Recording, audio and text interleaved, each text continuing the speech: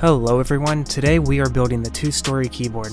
How are we going to do that? Super glue, of course, just like last video, where I did dumb things. To start off the build, I tape modded a GK64 board that I had left over, and then I used Acco crystal switches. And for the keycaps, I already had a set of Honeymilk keycap things, so I just got another set and then glued it all together. Also, does showing this thing work? Because 99.3% not subscribed is kind of insane. It took me a while to build this, but here is the finished product.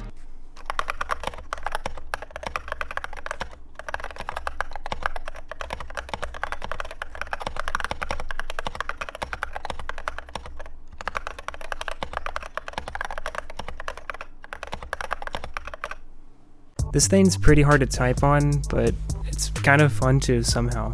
It definitely has a different feel whenever the keys bounce back up and they're more heavy.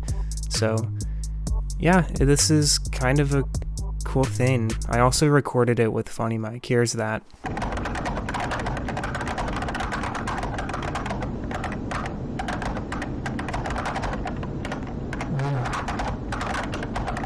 Okay, that was just to be funny, hopefully it was. Okay, that is it for today's video. Hopefully it was funny.